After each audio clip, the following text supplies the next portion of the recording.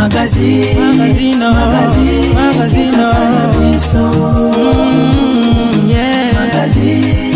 Magazine Kinshasa na biso. Réalité ya banaki. Réalité ya banaki. Réalité ya banakino. Buyukiti Buguyoka kaka. Kinshasa na biso. Kin et l'équipe partout. KNB Kinshasa na biso. Kin et l'équipe partout. Kinshasa et l'équipe partout. Mikolo Nezabino, pardon. Jima Sala Yolo Ratarate. Et on a bien un gars, yo. Ah, Jimmy Moukende. Oumela. KNB. Kin et l'équipe partout. Rien à dire. Toi, on a tant envié parce que Kin et l'équipe partout. Et l'Osako. Liboso Ambongo Mosanto Azate. C'est Lindon Kardasha. Ils sont golo. Bisous, bye. Banakin. Que bon agent go zapper so coûter nango KNB Téléma. KNB Téléma qui chasse l'équipe partout. Jimmy Mukendi. Oumela. KNB go zapper so coûter nango check au Vandi. Abonnez-vous sur notre chaîne YouTube Kinshasa na biso. Bon début de la semaine à Baebanso, on aura toujours branché pour scotcher. Pour la colonne magazine Kinshasa na biso, on aura toujours wana pour nous informer. Bien peut côté ça une vraie réalité à Kinshasa. Tout pour la édition na biso ya mokolo alelo lundi 28 septembre 2020 pour nous sabino que depuis le dimanche 27 septembre 2020, résultat examen d'état et bimaki, kasi ambiance et les kanaki ndenge nini constant ya Peggy Ilunga. Ba résultat ya examen d'état édition 2020 pour la ville ya Kinshasa et bimaki lobby dimanche 27 septembre na ba après-midi, ministre ya EPST a indiqué que taux ya réussite ezali à 78% et indaki mabe na Kinshasa ba lauréat en débandade bazo bimade partout constant na district ya Tchangu ba Mbangu ba sifflet ba poudre ba terrasse et tondaki ambiance ezalaki ya kosakana te bota la bino moko.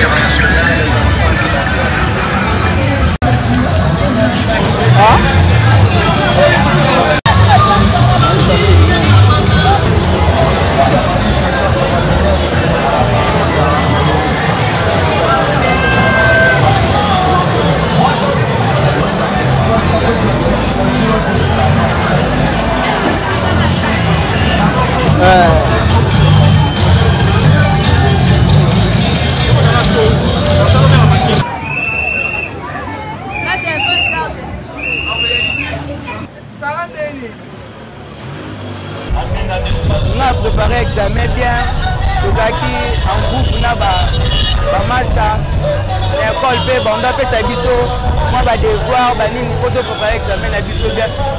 Malgré ça, l'équipe n'a pas bien. Malgré ça, l'équipe n'a pas bien, on va se biseau. Pour exemple, on va mettre à table à circonstance. La circonstance, c'est surtout le coup de ça. Pas de difficulté. Pas de difficulté, c'est qui moi, un tiers. Bayanke, Kokale Bisso, Bandé Mongo, la farce et le temps n'a pas bien. Grâce à ça, l'examen s'est préparé qui n'a pas bien. Nous, c'est le cas calme. Malgré maladie, malgré la difficulté, nous, c'est fait ça, mais tout s'est passé calmement. Avant, on a parlé de l'état d'urgence, on a eu un cours, on a traité l'item. Il y a l'année passée. Oui, pour quelle école? On va difficulté d'aller vraiment à part ça, il y a un surveillant du premier jour au quatrième jour, bon au caca. Exact. Premièrement, surveillant, on les amis qui va foutre ma bien. Il y a moins d'état, on va se faire. Premièrement, il faut voir le ça va améliorer plus. On va foutre un bateau, on va faire la bien. Les enfants ont passé les examens, ça s'est très bien passé. Malgré la maladie qui nous a attaqué, le coronavirus, il y a eu trop de malades, on était confinés pendant 5 mois à la maison. Mais du moins, les enfants allaient au cours du jour au jour. Malgré cela, je vis quand même, il y a eu 75% de la réussite. Mais ce n'est pas de la méritocratie parce que les enfants étaient à la maison. Ils devaient au moins chercher, parce qu'on a donné le pourcentage aux autres enfants, c'est gratuitement. Il y a d'autres, parce que je vis, il n'y a pas trop de, il n'y a que de 70%, de 75%, de 66%. Mais il y a de ceux-là qui devaient au moins donner le pourcentage réel des enfants. Mais ce que l'État peut faire, c'est de payer les enseignants, parce que les enseignants se plaignent beaucoup. Il y a les 6 mois des arriérés des salaires, il y a de 7 mois. Et puis j'ai suivi l'autre fois là, sur le 114 000 enseignants, on a donné que les numéros matricules à 58 000. Donc l'État doit faire de tout son mieux pour améliorer le salaire des enseignants, parce que c'est eux qui font la base de nos enfants aujourd'hui et de nous. Ils doivent bien le payer pour que le pays puisse avancer. Il y a des bossons, on a fait ça maintenant de le gouvernement. Parce que, bamisusu bamona neti makambo pandémie oyo ekoboma makambo mususu. Bamisusu bamona neti makambo pandémie oyo examen ko salema te.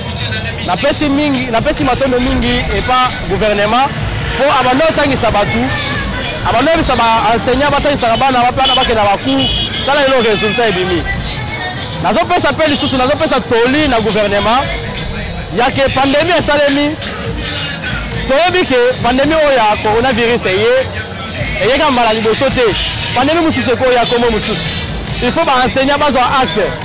Il y a un programme national là-bas. Tant qu'il s'agit comme il faut. Dans la tête, il y a un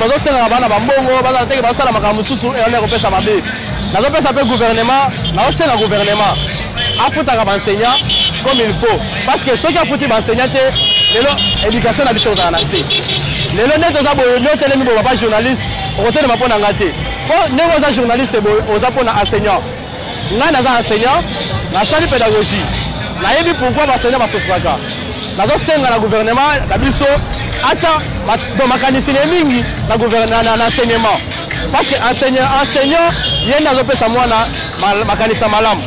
Enseignant, il y a un peu de enseignant, il y a un peu de ceux qui n'attendent 1 plus 1 égale 2. Ceux qui parlent que 1 plus 1 égale 1, voilà, on va donc, on peut enseigner ma classe, on peut savoir enseignement la biso, pouvoir. Bande comme finaliste, ko se pela diplôme, ezali mabete. Kasi, et sengali koyeba ke, lobby ezali ko zelabino, bozali ba fitir cadre ya République démocratique du Congo, na babilatela boye malamu tepo, bozali ko pesa exemple ya mabe po. Mi takala na balabala oto mona ki lobby ezalaki malamu te bobongisa mbala ya sima. Kinshasa eleki partout.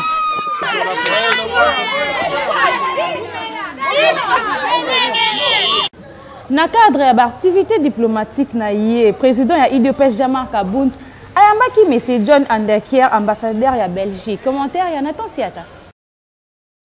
Président intérimaire, il y a Union pour la démocratie et le progrès social, Jean-Marc Kabound, ayambaki vendredi oyo 25 novembre 2020 na cabinet na ya Mosala ambassadeur ya Belgique na République démocratique du Congo, monsieur John Endeker oyo ayaki accompagné na John Aye monsieur Thomas Steven. Na menu ya masolo na bango deux personnalités oyo basolola ki mingi makambo ebele ya République démocratique du Congo ndeti social pe politique ya mboka.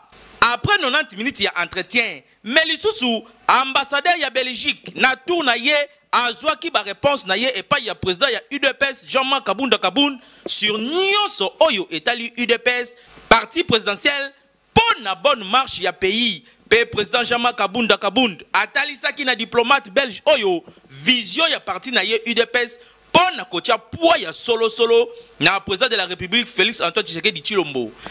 Ambassadeur belge très satisfait na entretien oyo azalaki nango na moko ya ba leader incontournable ya République démocratique du Congo pe moko ya ba figure emblématique ya UDPS oyo azali ko incarner véritablement idéologie ya Etienne Tshisekedi wa Mulumba. Kinshasa eleki partout. Kaka na politique pour na koyesa bino ke ba notable ebele ba sister qui na sortie officielle ya association des femmes ressortissantes ya Chwapa na soutien ya sénateur Guy Landumboyo. Nani ayebisaki bino ke ba mama ya Chouapa bakosangana te pona koloba liloba moko? Nani ayebisaki bino ke développement ya Chouapa ekotika ba mama indifférente?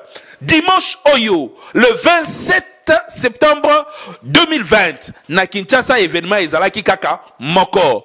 Sortie officielle ya association des femmes ressortissantes ya Chouapa. Na sortie officielle yango, ba mama ya Chouapa ba bengi saki ba notable pe bana ya Chouapa ndenge na ndenge oyo bayaki ko sangana na bango pona événement oyo. Na maloba na ye Madame Astrid Beleke oyo azali ko kumbela masolo apesaki objectif ya association na bango pe à remercier surtout en particulier le sénateur Guy Loando Mboyo Jelem pour na soutien pe ba action oyo azali ko sala na ba femme congolaise en général pe ba maman ya Chouapa en particulier. Association Nabiso ezali kombo nango des femmes ressortissantes pour na Chouapa. Pour tout le monde ba maman bazaki ya kolala mingi Chouapa elalaki yango to telemi. Toza but kaka moko pour na développement ya province Nabiso. Développement na ekoleka à travers ya moi si akoma na autonomisation à travers ya moi si soit prise en charge naie pe biso ba membre ya comité tout ça la ba plaidoyer na ba lobbying pour na développement ya mboka na biso. Boum! Réveil spectaculaire. Yaba maman ya Chouapa et ndimami na population ya Kinshasa pe ya mokili mobimba surtout pour na ko booster développement ya province ya bango. Innocent ya batu avandi na prison na makambo oyo ayebata motu na makolote Doli Makambo ministre provincial ya intérieur pe sécurité azosenga liberté provisoire. Azalaka na ye na bureau na ye ya mosala en tant que ministre provincial ya intérieur pe sécurité le 30 octobre 2019 jour oyo incident oyo esalemaka par mes gardes soda moko oyo azalaki garde corps na ye abomaka mutu moko na hôpital Vijana kasi elobama ke Doli Makambo mutu atindaki nzoka lokuta monene po na kotala document oyo etalisi ke Doli Makambo akotaka makambo oyo sur ordre écrit na mokonzi na ye gouverneur Jantiningo Bilambaka pona likambo etali concession oyo hôpital Vijana ezalaki kasi kokamwa makasi soldat oyo abomaka azali libre ti lelo pe mutu akolandela ye azali te kokamwa innocent ya batunde azali ko s'ouvrir na prison kaka po atosaki ba ordre ya mokonzi na ye likambo oyo ezali kopesa pasi kutu ba media ebele en ligne ba lobelaka yango déjà na bamboka poto lokola mama songe ya mbeli déjà a constater injustice oyo pe ba lobelaka yango kasi tisi koyo liberté provisoire oyo Doli Makambo azali kosenga balingi kopesa ye yango te malgré état de santé na ye oyo ezali kobeba chaque jour na parti politique oyo aranda ba loyal service pongi ya ba bébé kutu kosa babosa na ye boyo kavuka na ye. On ne comprend pas trop bien comment son nom y apparaît en tant que directement impliqué. Pour quelle raison toute la presse, tout le monde parle de Doli Makambo qui aurait tué alors que lui était dans son bureau. Que cela soit dit, il est arrêté à son bureau, il est appelé et entendu, et il est arrêté, et il est traduit en procédure de flagrance devant la cour militaire. Le ministère public qui le poursuit saisit la cour militaire pour 4 infractions contre lui. Torture, première infraction. Deuxième, meurtre. Troisième, arrestation arbitraire. Et quatrièmement, incitation des militaires à commettre des actes contraires à la loi. C'est la cour, la procédure se déroule de manière où elle s'est déroulée. Mais nous arrivons à quel résultat? La cour militaire dit non établit l'infraction de torture. Elle dit non établit l'infraction de meurtre. Elle dit encore non établit l'infraction d'arrestation arbitraire. Par contre, il dit établit l'infraction des citations des militaires à commettre les actes contraires à la loi. Et pour ça, il y colle 10 ans. Mais lorsqu'on entend cette infraction, incitation des militaires à commettre des actes contraires à la loi, ça faisait croire, ça peut faire croire qu'au fait c'est lui qui a envoyé ces militaires pour tuer. Mais tel n'est pas le cas dans l'espèce. En fait, qu'est-ce que la cour militaire nous sort comme une histoire? Il dit, écoutez, ces policiers-là, c'était un garde-corps de Doli Makambo. Et si nous lisons son ordre de mission, il est écrit qu'il est attaché à la sécurité de Makambo et à la protection de ses biens. Le fait que ce garde-corps se soit retrouvé hors du lieu où il se trouvait, lui, qui avait mission d'assurer la sécurité, ça signifie que Makambo l'a incité à commettre les actes illégaux. Mais c'est tiré par les cheveux. Et je ne suis pas là pour ça. Nous sommes à demande de mise en liberté provisoire. Par contre, la loi vous permet de les mettre en liberté. C'est un monsieur député national. C'est un monsieur qui a fait 10 ans bourgmestre de la ville, de la commune de Lubumbashi, de la Gombe. C'est un monsieur qui a de la famille. C'est un monsieur qui est connu. On dirait en droit, tous les éléments sont réunis, sa fuite n'est pas à craindre. Mais bien plus. Vous l'avez mis en prison, la justice l'a mis en prison. Mais vous savez qu'il alterne de séjours, prison-hôpital. 10 jours en prison, 10 jours à l'hôpital. 10 jours en prison, 10 jours à l'hôpital. Je dis, moi, c'est toutes les conditions de la loi pour mettre en liberté qui sont réunies. Mais ce qu'il vous plaise de le mettre en liberté provisoire. Bakondi ya mboka botala likambo oyo ndenge balobaka na loi infraction ezali individuelle kasi soda oyo abomaka ye mutaza na vérité masolo nyonso aza na ipareti na kankokolo na kimia nyonso bokota likambo ya Doli Makambo azwa liberté provisoire a continuer kosalela mboka popo na ye ezali passion na ye ko servir République démocratique du Congo. État de droit oyo ici elata nzoto na République démocratique du Congo ezali pe kotika Doli Makambo libre po mutu oyo abomaki docteur ya Vijana azali libre ti lelo.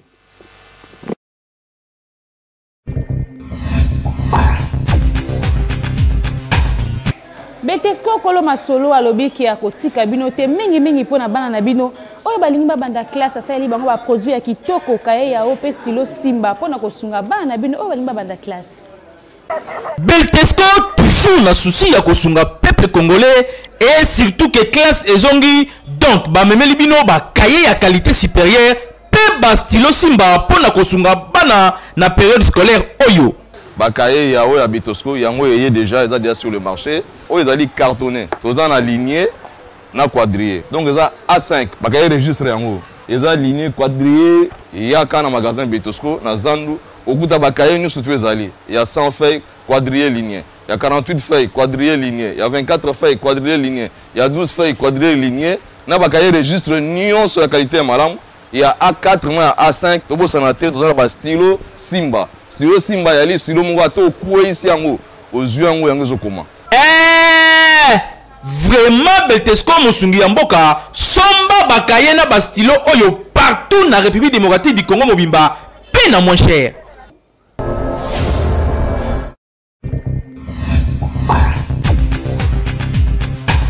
Coaching na lingala ezali bongo programme oyo yepona kosunga mutu nyonso. Pona koyeba kosala business pe développement personnel pona kolanda yango bo s'abonner kaka gratuitement na chaîne YouTube Jimou Kendile Coach. La plupart de cas na ba vie na biso tozaka na difficulté ya obomba mbongo. C'est-à-dire ngai banana bana musala salaire na zoke silaka et comme à la fin du mois te so ba futinga les 5 na sali ba biloko ya ndaku ti to comme les 10 les 15 mbongo nyonso esili. Ba les 17 na komi koluka ko beta miso. Ba les 20 kutu koloba te tina comme les 25 mbongo e kokaka kokangisa moite. Mbongo esila kanga. Et puis mbongo tant aussi la rayo et ça la raté que mbongo za aussi la yo parce que eza mukie ezala ebele ezala ndenge nini soko zwi mbongo kaka nde baloba maboko madusu soko zwi kaka mbongo tu nyonso ekei o likambo ifana sala o likambo ifana sala o likambo ifana sala donc bamakambo nyonso oyo il fallait au sala et ça la que au garder mbongo te c'est un problème parce que en réalité la richesse les alim mbongo tozora par moitié les alim mbongo to arrivera à économiser sur les mbongo. L'argent que tu arrives à économiser ne mbongo e constitue à mbongo ya ba projet ya ba investissement pe ya oyo ko salela o constituer richesse na yo. Mais tant yo zozo lia tozozo ozo salela ba priorité. Oh non, nous sommes dans la maison, nous tantôt bana, tantôt de comment on a quelque koluka mbongo, à senginga na pesi, ainsi de suite. Non, il faut faire très attention. Yangwana lelo, na lisolo na biso ya boost, ya pourquoi to continue na guerre psychologique pour économiser l'argent. Guerre psychologique pour économiser l'argent est anime. C'est-à-dire ceux qui au salaire va dépense pamba et ça parce que psychologie na yo ezana mentalité ya mutu oyo alingi kokoma richité psychologie na yo ezana mentalité ya mutu oyo alingi ko sala ba grande chose te oh ba grande chose nyonso le capable ba sacrifice ba grande chose nyonso même Jésus-Christ tango ya kana se awa esengela ki ba boma makilani tanga ba tchaye sur la croix pour sens ya chrétienté zala. La richesse ou l'argent, ce n'est pas tout ce que nous amassons, pas du tout, mais c'est tout ce que nous arrivons à épargner chaque mois na caisse na biso oyo ko sala que après des années toya ko fungola to mona que je peux faire un autre projet, to je peux faire un investissement na mbongo na ona épargnaki. Yango anande richesse propre et je pense qu'avec ça, nous pouvons arriver à épargner et à gagner nos vies sainement. C'était votre frère Jimmy Mukendi, le coach, avec le même plaisir pour vous booster et surtout vous motiver afin que vous ayez cette tonus pour pouvoir être la meilleure version de vous-même.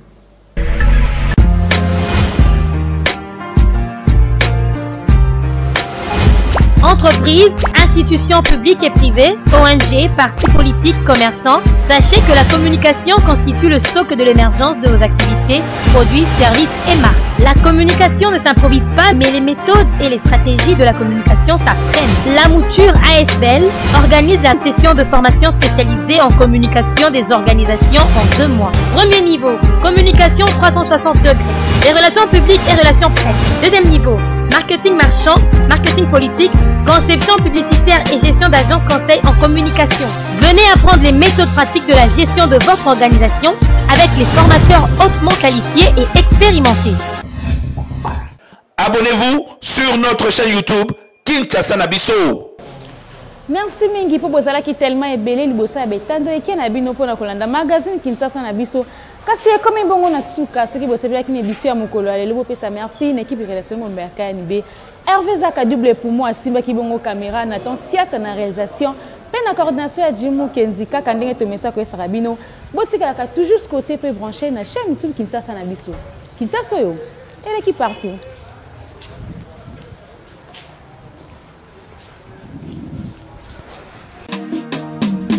Magazine,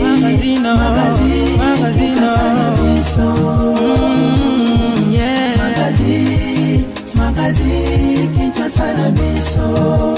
Réalité ya banaki, réalité ya banaki, réalité ya banaki no.